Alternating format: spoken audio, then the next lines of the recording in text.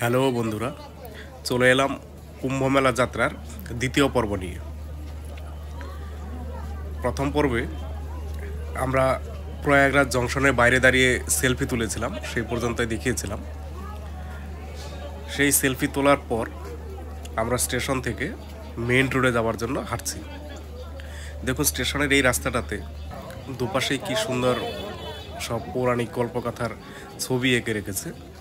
যেতে যেতে বেশ ভালোই লাগছিল। স্টেশনের বাইরে গিয়েই বেশ সুন্দর ব্যবস্থা করে রেখেছে স্যানিটাইজেশনের, টয়লেট, বাথরুম। সেখানে গিয়ে ব্রাশ করে নিলাম, যা যাবতীয় শৌচকর্ম করে নিয়ে আবার হাঁটতে শুরু করে দিলাম। সকালেই যাচ্ছে, আমরাও যাচ্ছি। বেশ সুন্দর একটা অনুভূতি। এখানে আসার পর থেকেই মনে হচ্ছিল অনুভূতিটা একটু বেড়ে গেছে বলেই মনে হচ্ছিল। দেখুন কি সুন্দর সদল বলে লোকে হেঁটে যাচ্ছে, কারোর কোনো অভিযোগ নেই, কারোর কোনো অনুযোগ নেই। সামনেই দেখুন বাঁদিকে দেখা যাচ্ছে এটা একটা থাকার জায়গা করেছে সরকারিভাবে, প্যান্ডেল করে দিয়েছে বেশ সুন্দর। আপনি রাত্রিবাসও করতে পারেন এখানে।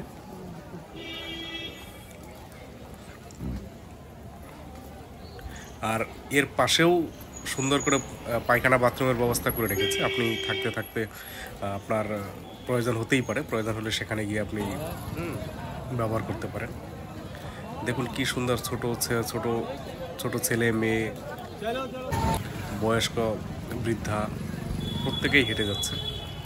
আমরা স্টেশনে নেমেই স্টেশন থেকে একটু বেরিয়ে বাইরে বেরোলাম। যখন বেরিয়ে দু ভাই মিলে একটা হোটেলে গেলাম। হোটেলে বেশ সুন্দর খাবার বানাচ্ছিল বিভিন্ন রকমের। তো সেখানে রুটি, সবজি এবং ভাতের ব্যবস্থা ছিল। আপনি চাইলে ভাত বা রুটি যে কোনোটা খেতে পারেন। তো আমরা রুটিটাকেই প্রিফার করলাম, কেননা এরপরও আমাদের অনেকটা হাঁটতে হবে বুঝতে পেরেছিলাম। সেই জন্য ভাবলাম রুটিটাকেই খেয়ে নিই, কেননা ভাত খেলে অনেক সময় শরীর ভারী হয়ে যায়। তো দু ভাইয়ে মিলে সেখানে রুটি খেয়ে রওনা দিলাম। আর রওনা দেওয়ার পর মনে হচ্ছিল টাকা খরচ করে ওখানে না খেলেই ভালো ছিল, কেননা রাস্তাতে একটু পরপরই কোনো না কোনো সৎ ব্যক্তি খাবার পরিবেশন করছিল। কোথাও চা, কোথাও রুটি, কোথাও ভাত। তো এগুলোই দেখতে দেখতে এগিয়ে যাচ্ছিলাম। দেখুন রাস্তাঘাট কি সুন্দর পরিষ্কার পরিচ্ছন্ন। কতগুলো দিন ধরে কতগুলো মানুষ এই রাস্তা দিয়ে হেঁটে যাচ্ছে, তারপরেও রাস্তাতে কোনো নোংরা আবর্জনা নেই।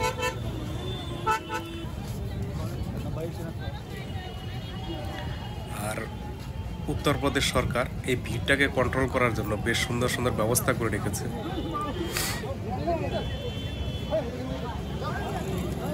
দেখুন এই যে এখানেই 1 নম্বর খানা থেকে খাবার দিচ্ছে, খাবার বিতরণ হচ্ছে। আমরা খেয়ে এসেছি বলে এখান থেকে আর নিলাম না।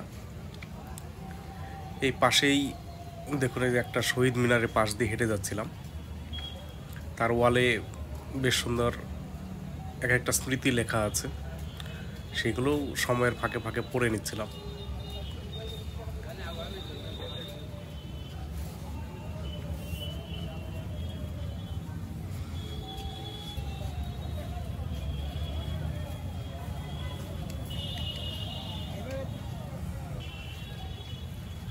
শহীদ ওয়াল, এটাকে শহীদ ওয়াল নাম দিয়েছে। এই ওয়ালে বিভিন্ন শহীদের কীর্তি সুন্দর করে লেখা আছে এবং তাদের ছবি বানিয়ে রাখা হয়েছে। ভালো লাগছিল দেখতে দেখতে।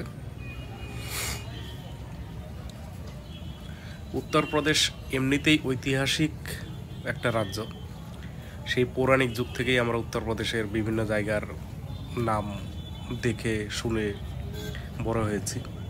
মথুরা, বৃন্দাবন, কাশী, হরিদ্বার, নামগুলো শুনলেই কেমন যেন পৌরাণিক স্মৃতি চোখের সামনে ভেসে ওঠে। আমাদের পিছন থেকে ওভারটেক করে চলে যাচ্ছিলেন একজন বিদেশি।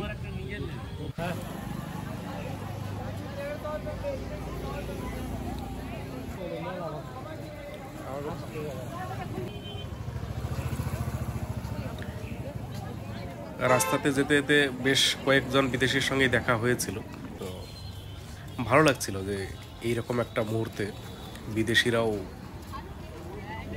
আমাদের এখানে এসছে, এনজয় করছে। জানি না তারা কিভাবে নিচ্ছেন ব্যাপারটাকে, কিন্তু এসছে এটা দেখে অনেকটাই ভালো লাগছে।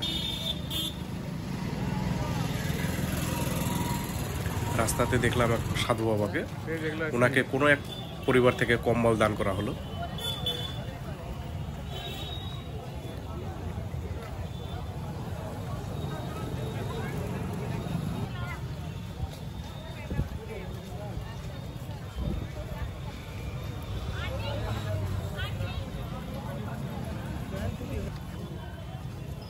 দেখুন সাধু বাবারা কি সুন্দর সবাই একসঙ্গে বসে টিফিন করছেন।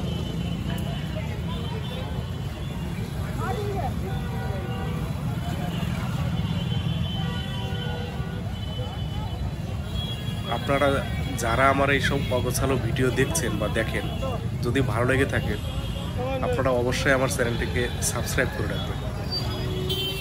আপনারা পাশে থাকলে এরকম ভিডিও আপলোড করতে আরও ইচ্ছে হয়, মনে হয় আপনাদের সঙ্গে শেয়ার করি। আর সাবস্ক্রাইব না করলে বা লাইক না করলে বা কমেন্ট না করলে মনে হয় এই ভিডিওগুলো সত্যিই অগোছালো, সেই সঙ্গে সত্যিই খুব খারাপ হয়ে যাচ্ছে, ঠিক মোটিভেট হতে পারি না। কাজে আপনাদের কাছে আমার একটাই অনুরোধ, আপনারা পাশে থেকে সাবস্ক্রাইব করে লাইক কমেন্ট করে অবশ্যই আমাকে সাহায্য করবেন। চলুন দেখতে দেখতে অনেকটা দূরত্ব চলে এলাম।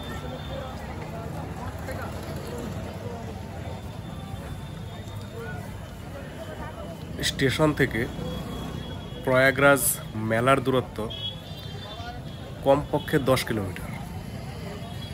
তো সেই 10 কিলোমিটারের রাস্তার মধ্যে কোথাও গিয়ে কোনো লোককে এতটা ক্লান্ত দেখিনি।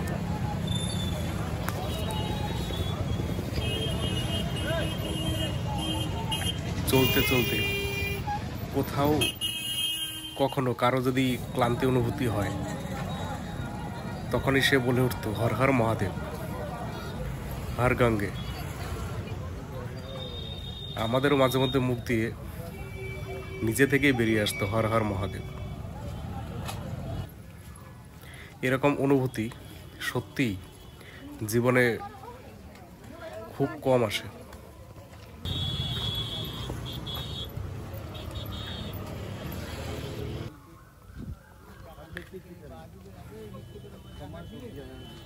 তবে শেষের দিকটাতে একটু ক্লান্তি অনুভূতি হয়েছিল বটে, কারণ অনেকটাই দূর তো। বিশেষ করে আগের দিন ট্রেন জার্নি করে গেছি, সারা রাতে তেমন কিছু খাওয়া হয়নি, ঘুমও হয়নি, কারণ জেনারেলে গিয়েছিলাম, টিকিট করেছিলাম স্লিপার ক্লাসে, কিন্তু কনফার্ম হয়নি, শেষ মুহূর্তে গিয়ে টিকিট ক্যান্সেল হয়ে যায়, সেই কারণে জেনারেলে যেতে হয়েছিল।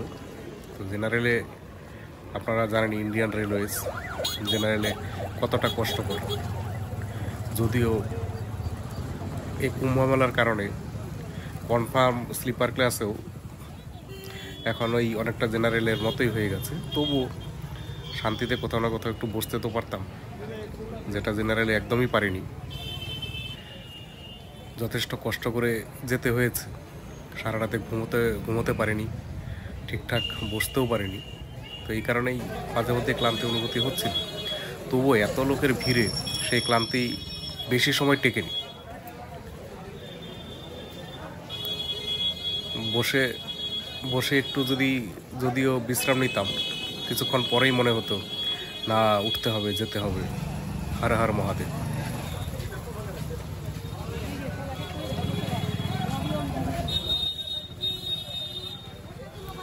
দেখুন এই একটা গলির মধ্য দিয়ে যাচ্ছি, প্রত্যেকেই মোটামুটি ভিড়ে ঠাসাঠাসি। এই গলিটা পেরিয়েই বাঁদিকে ঘুরে গেলাম। এবার আর বেশি দূর নেই, এই বাঁদিকে ঘুরে একটু এগোলেই দেখতে পাবো গঙ্গা নদী।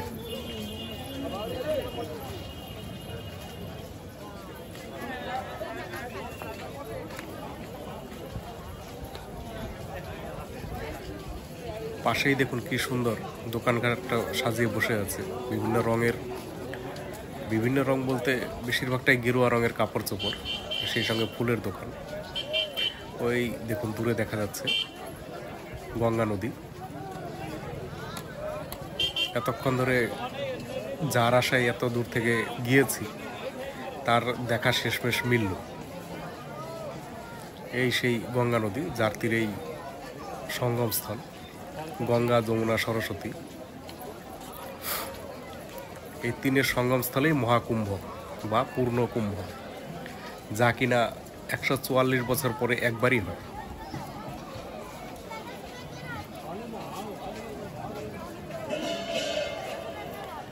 রাস্তার পাশেই দেখুন কি সুন্দর মা সরস্বতীর প্রতিকৃতি বানানো হয়েছে।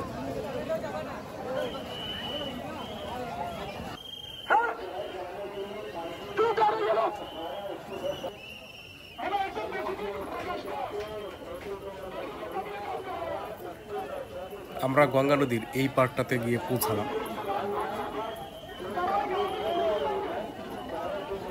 মেইন সাধুদের আখড়া বা সাধুদের তাঁবু যেখানে করা হয়েছে সেটা নদীর ওই পার,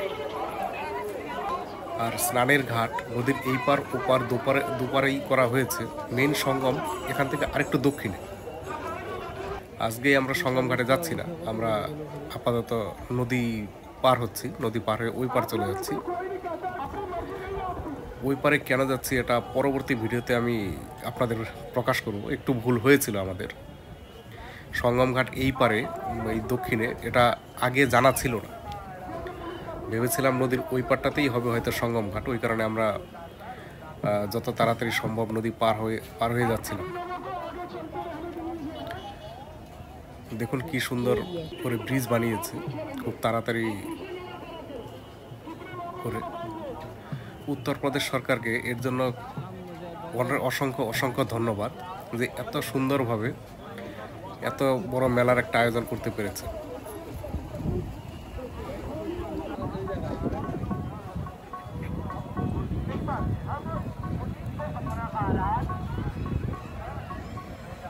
এই কুম্ভ মেলা নিয়ে এই আমার দ্বিতীয় পর্বের ভিডিও।